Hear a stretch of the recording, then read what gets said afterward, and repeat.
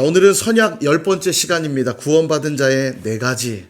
제가 이 4가지를 좋아하는 것 같아요. 4가지가 있어야 됩니다. 구원받은 자의 4가지라는 제목으로 말씀의 은혜를 나누겠습니다. 그동안 절기 예배가 계속 이어져 있었기 때문에 몇 주 동안 여호수아 말씀을 보지 못했는데요. 한 주만 지나도 말씀이 가물가물한데 몇 주가 지나버려서 바로 앞에 무슨 내용이었는지 가물가물할 것 같아요. 아주 간략하게 요약을 해드리면 바로 앞에 내용이 여리고성을 정복하는 이야기였습니다. 여리고성을 정복할 때 하나님 말씀에 순종함으로 정복할 수 있다 하였습니다. 선약궤를 중심으로 여리고성을 하루에 한 바퀴씩 돌고 7째 날이 되면 7바퀴를 돌고 나팔을 불면 함성을 외치라. 그 전까지는 아무 말도 하지 말라. 이게 전략이었어요. 이런 전략이 있습니까 없습니까? 이게 전쟁의 전략으로는 뭔가 이상하거든요. 이렇게 하나님 명령은 항상 황당할 때가 많습니다. 왜 그럴까요? 누구나 생각할 수 있는 방법으로 한다면 하나님이 하셨더라도 자기가 한 줄로 착각하지 않겠어요? 그러니까 하나님이 믿음이 아니면 행할 수 없는 명령들을 일부러 주십니다. 그리고 믿음으로 순종하는 이들에게 승리를 경험하게 하시는 거죠. 그러면 그들이 뭘 경험하냐면 하나님이 하셨구나. 하나님이 위대하시구나. 여러분 이거 깨닫지 않겠어요? 그래서 하나님은 믿음으로 순종하는 자들에게 승리를 주시는 것입니다. 여러분 성이 그렇게 무너졌으니까 이제 끝났는가? 아닙니다. 여리고를 정복하는 과정도 말씀에 순종하는 방법으로 완성이 되는데 이것이 바로 앞전에 드렸던 말씀이에요. 3가지를 말씀드렸었는데 살려주라 했습니다. 하나님은 죽이는 역사이기 이전에 먼저 살리는 역사예요. 하나님의 구원의 역사가 먼저 있은 후에 심판이 있는 거 아니겠어요? 그러니까 여리고의 모든 백성들 심판받아 마땅한데 그 중에도 반드시 살려야 될 사람이 있다 했습니다. 의인은 믿음으로 말미암아 살리라 하신 대로 라합과 그의 가족들은 하나님을 향한 믿음이 있었어요. 소문으로 들었지만 그 하나님을 믿었을 때 하나님은 먼저 그들을 살려내시죠. 이게 정복의 첫 번째 과정입니다. 그래서 오늘도 우리가 믿음으로 살아야 되는 이유가 거기에 있는 거예요. 두 번째 명령이 진멸하라 했습니다. 헤렘이라고 그랬죠. 헤렘. 바치란 얘기입니다. 그래서 여리고에 있는 모든 걸 다 불태우라고 명령하셨거든요. 그럼 왜 불태우는 게 바치는 것인가? 제사를 떠올려 보면 알아요. 동물을 잡았을 때 그 동물을 온전히 하나님께 올려드리는 행동이 뭐냐면 불태워 드리는 겁니다. 싹 불태워 드릴 때 하나님이 그 제사를 받으시고 흠양하시거든요. 여리고를 그렇게 받으시겠다는 거예요. 다 불태워야 했습니다. 아깝다고 좋은 거라고 남겨두었다간 그것은 하나님 것을 탈취하는 게 돼버립니다. 그래서 절대로 남겨두어서는 안 되는 거죠. 동일하게 우리 삶의 작은 죄라도 우리 남김없이 다 불태워 올려드려야 되는, 철저하게 회개할 때 하나님은 나를 받으시게 될 줄로 믿습니다. 3번째 명령은 거룩하라 했거든요. 코데쉬라는 단어로 설명드렸는데 여러분 거룩이 뭡니까? 조용하고 근엄하게 앉아있는 게 거룩이 아니죠. 거룩은 하나님의 것을 하나님께 드리는 게 거룩이에요. 그래서 은금과 동철 기구들을 하나님의 곳간에 드리도록 명령하시는데 이것들은 훗날 성막 재료로 사용되거든요. 내 삶이 거룩해지기 위해서는 하나님의 것을 하나님께 드릴 때 거룩해지는 것입니다. 하나님이 우리에게 좋은 걸 많이 주셨잖아요. 생명 주셨고 물질도 주셨고 시간도 주셨고 주신 것들을 다시 하나님께 올려드릴 때 그것이 거룩한 삶이 되는 거죠. 그래서 이제 오늘 본문은 그렇게 전략을 주시고 정복하는 명령들을 주셔서 어떻게 여리고 정복이 이루어졌는지에 대한 결과가 소개되고 있거든요. 그런 의미에서 오늘 구원받은 자는 어떤 자들인가 4가지로 살펴보면서 우리 안에 구원의 감격을 회복하고 첫사랑을 회복하는 귀한 은혜가 있으시기를 주님의 이름으로 축원합니다. 첫 번째는 선택입니다. 우리 22절 말씀 보면 여호수아가 그 땅을 정탐한 2사람에게 이르되 그 기생의 집에 들어가서 너희가 그 여인에게 맹세한 대로 그와 그에게 속한 모든 것을 이끌어내라 하매. 아멘. 두 정탐꾼이 먼저 약속을 했죠. 붉은 줄을 달아내리면 너희들 그 붉은 줄을 달아내린 집안에 있는 모든 이들은 살게 될 것이다. 그 약속대로 두 정탐꾼이 들어가서 라합과 가족들을 이끌어냅니다. 오늘 여기 성경의 표현에 그들이 구원받는 장면을 어떤 단어로 설명하고 있냐면 이끌어내라 이렇게 말하고 있습니다. 이끌어내라. 이끌어내라고 그랬으니까 뭐 질질 끌려 나온 걸까요?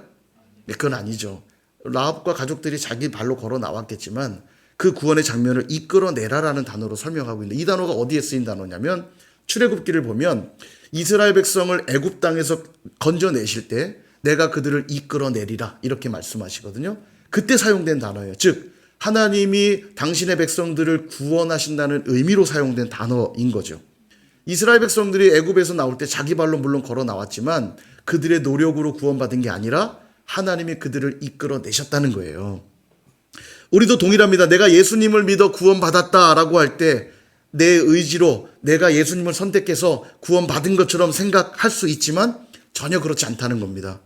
우리가 생일이 되면 내가 태어난 날이다 이렇게 말하죠. 마침 보니까 오늘이 박주영 집사님 생일이세요. 축하드립니다. 그런데 박수 할 필요는 없는데, 자, 그런데 중요한 건 우리가 태어났다고 말하는 그 말 그대로 표현하면 태어났다는 건 능동적 표현이잖아요. 마치 내가 엄마 뱃속에서 탯줄 끊고 걸어 나온 것처럼 표현하는 말 아닙니까? 내가 태어난 건가요? 어머니가 나를 태어나게 해주신 거죠. 그죠? 아닌 것처럼 가만히 계세요. 다들 이렇게 당당하게 씩씩하게 걸어 나오신 것처럼. 어머니의 노력으로 태어난 거잖아요. 표현만 태어났다라고 표현할 뿐이지 사실 태어남을 당한 거 아닙니까? 어머니가 나를 낳으신 거죠. 생일은 누가 축하받아야 됩니까? 어머니가 받아야죠. 어머니께 미역국 끓여드리고 그때 감사했습니다 이러면서. 그죠? 이스라엘 백성도 마찬가지입니다. 자기들 발로 물론 걸어 나왔지요. 그렇다고 자기들의 노력으로 구원받은 것입니까? 당연히 아닙니다. 하나님이 바로의 군대를 막지 않으셨더라면, 하나님의 그 홍해의 길들을 열어주시지 않았더라면, 여러분 이 구원이 언감생신 이거 물 건너간 거 아닙니까? 하나님이 다 이루신 거 아니에요? 그러니까 하나님이 이끌어내셨다 말씀하는 겁니다. 우리도 내가 예수를 믿어 구원받은 것처럼 말할 뿐이지 사실은 주님이 먼저 나를 선택하여 구원의 자리 가운데로 이끌어내셨다는 사실을 믿으시기를 축복합니다. 사랑하는 여러분, 우리의 구원이 얼마나 놀라운 것인지 제가 성경을 통해 확인시켜 드리겠습니다. 요한복음 15장 16절에 보니까 너희가 나를 택한 것이 아니요 내가 너희를 택하여 세웠나니. 아멘.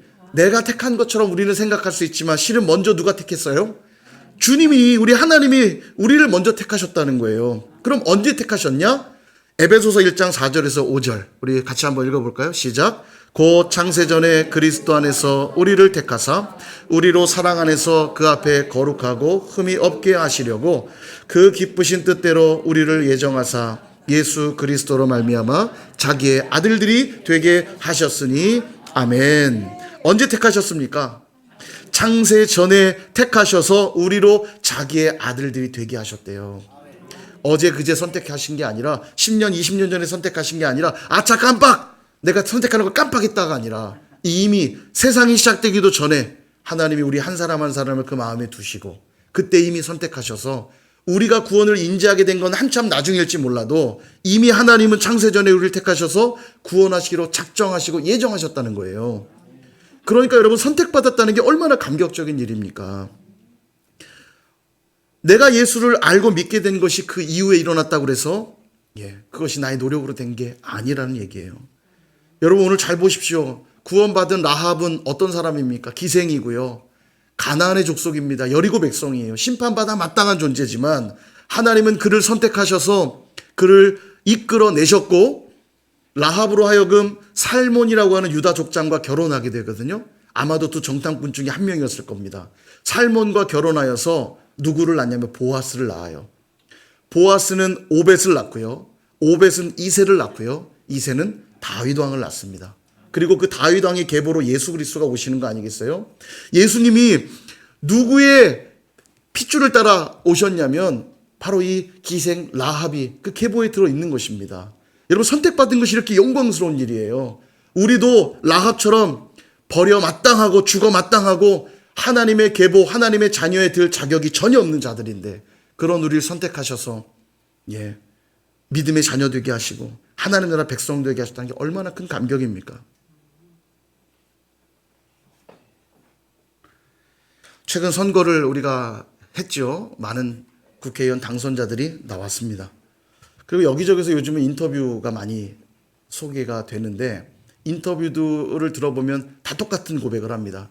국민들과 당원들이 나를 선택해 주지 않았다면 안 된다면서 감사하다고 열심히 나라를 위해 봉사하겠다 이렇게 인터뷰들을 하더라고요.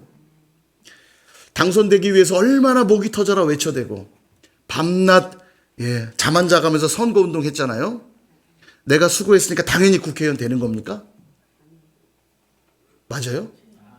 내가 열심히 했으니까 국회의원 되는 거예요? 아니죠.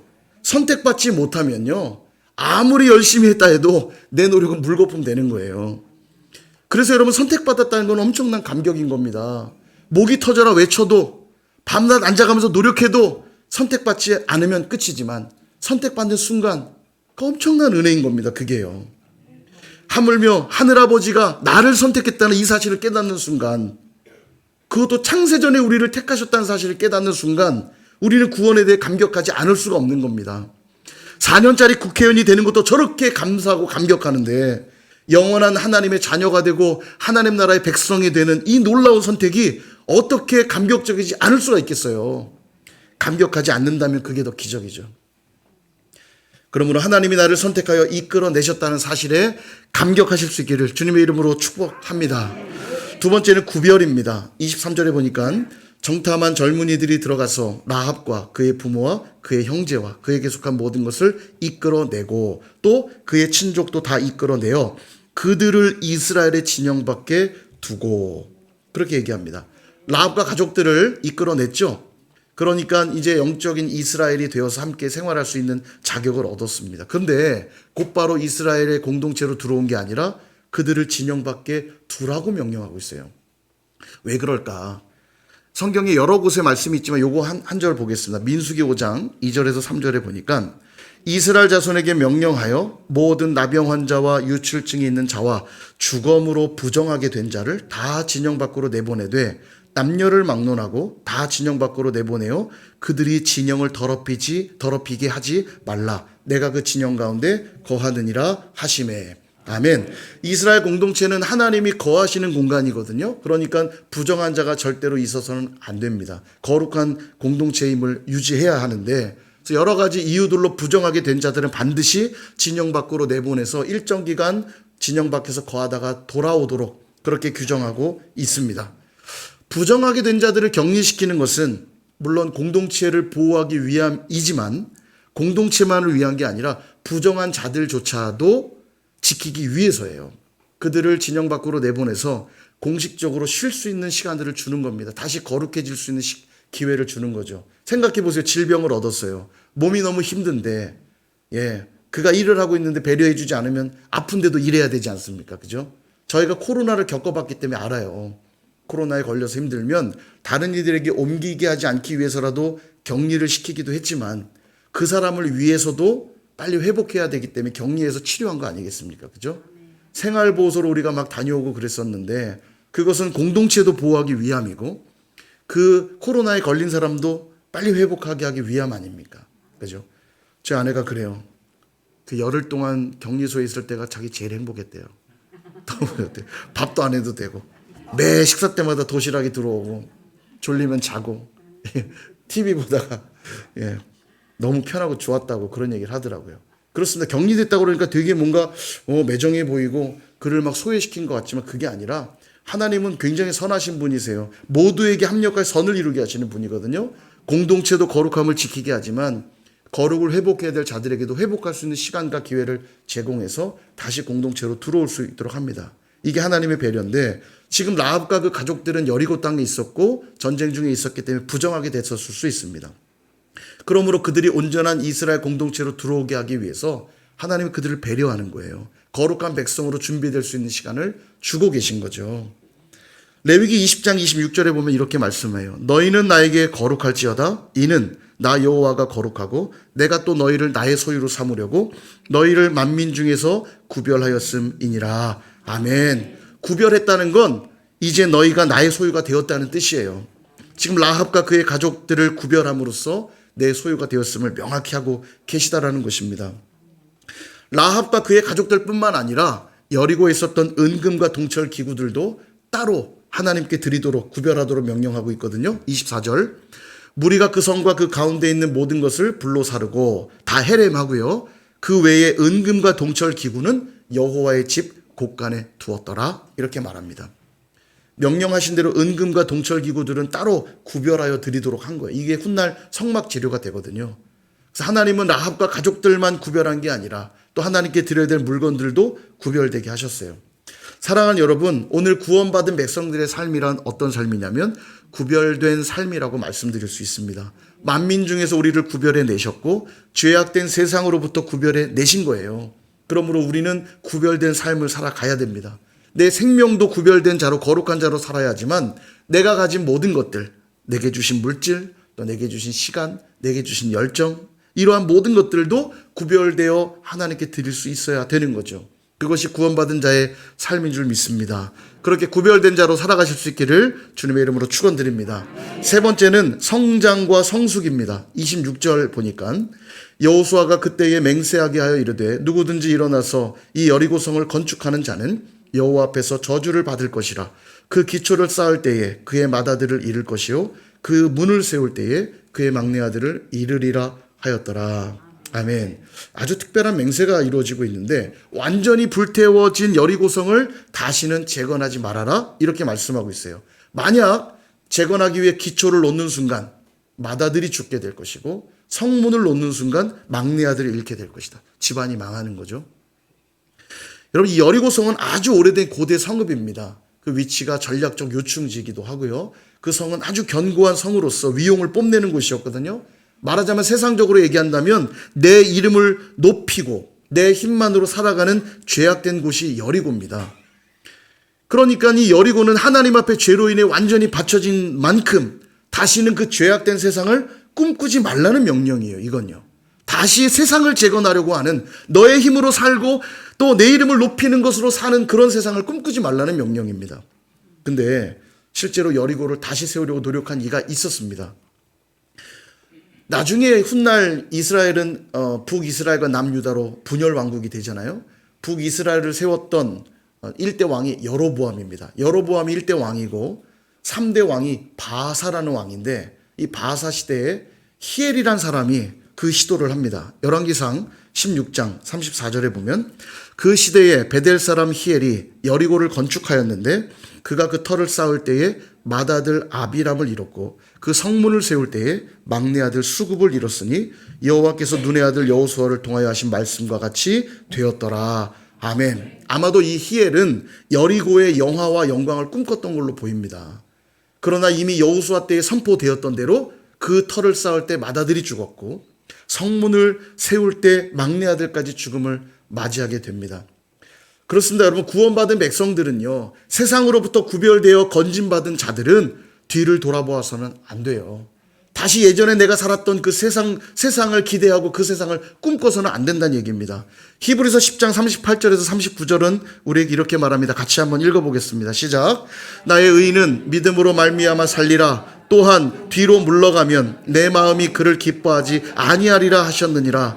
우리는 뒤로 물러가 멸망할 자가 아니요 오직 영혼을 구원함에 이르는 믿음을 가진 자니라. 아멘. 여러분, 구원받은 백성은 어떤 자냐면 뒤로 물러가 멸망할 자들이 아니다 이렇게 말씀하세요.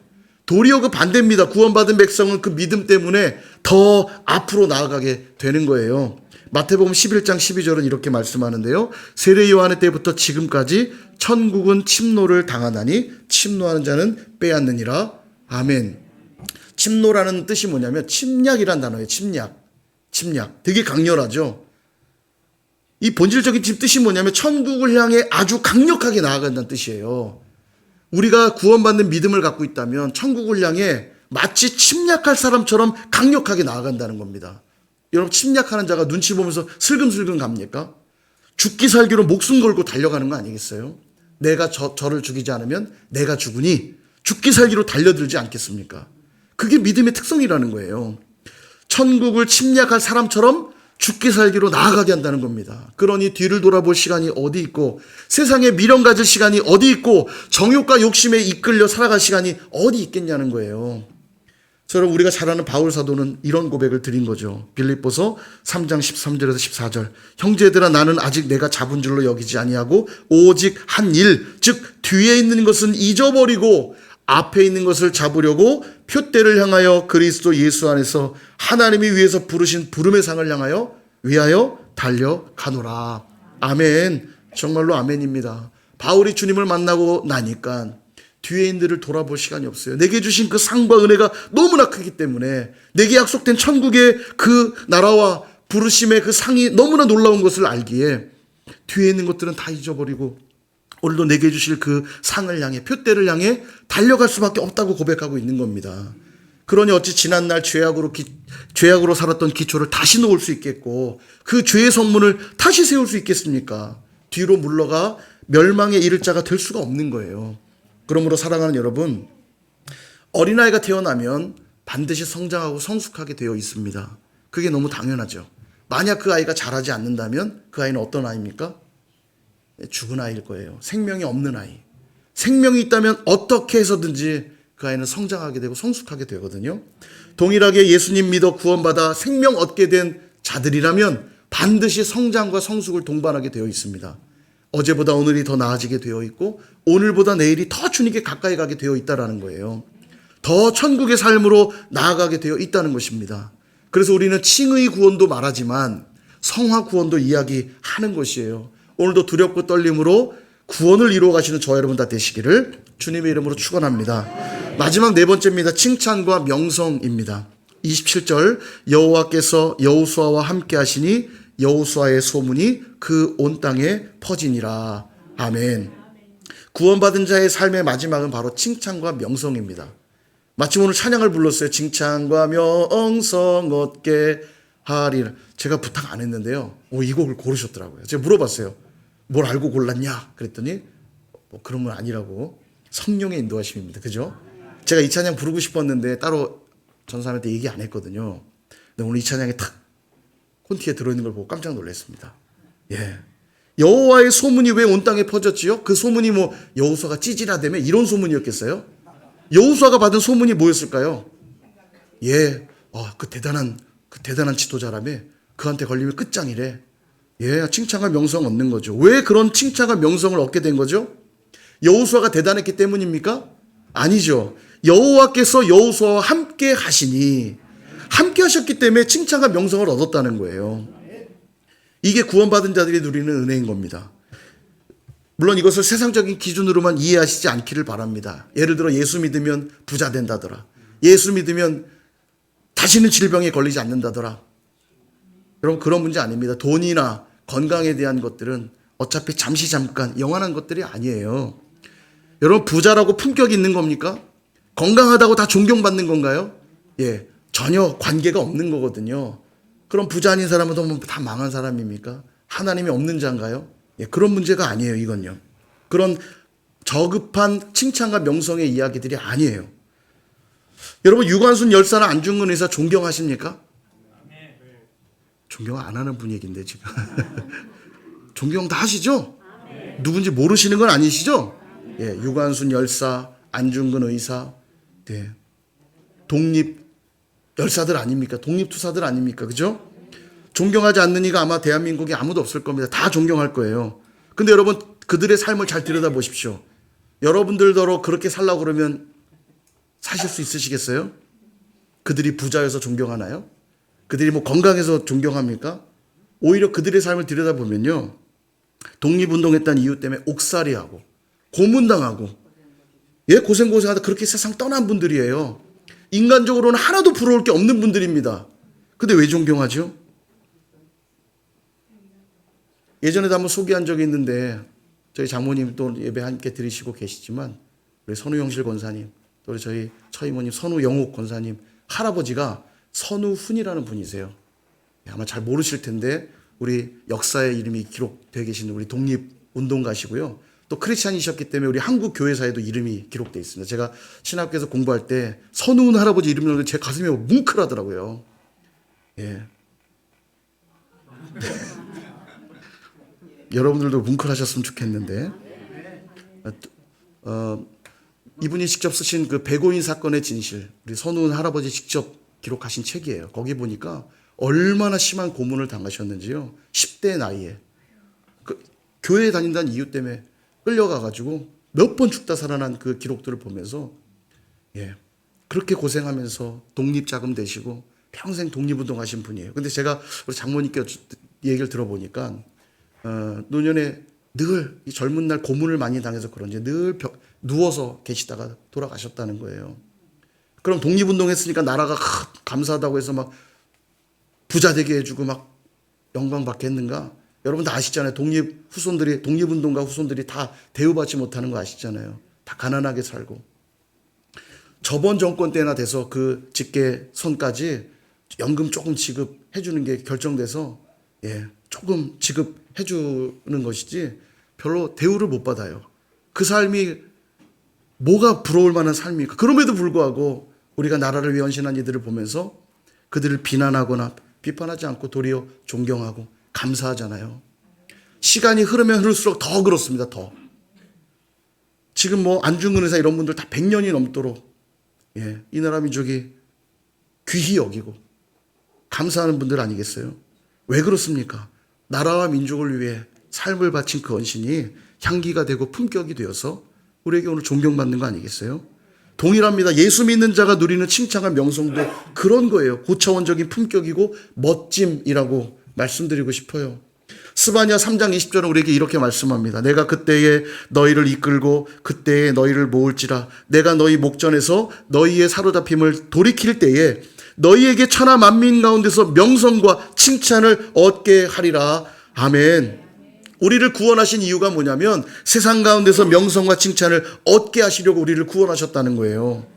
사랑하는 여러분, 우리가 어떻게 해야 칭찬과 명성을 얻을 수 있을까요? 그 포인트는 나에게 있지 않습니다. 나를 구원하신 하나님께 있는 거예요. 여호수아가 대단해서 칭찬과 명성을 얻은 게 아니라 하나님으로 인하여 칭찬과 명성을 얻은 것처럼 우리도 하나님을 위해 살아갈 때에, 하나님의 말씀 따라 순종하며 살아갈 때에 칭찬과 명성을 얻게 될 줄로 믿습니다.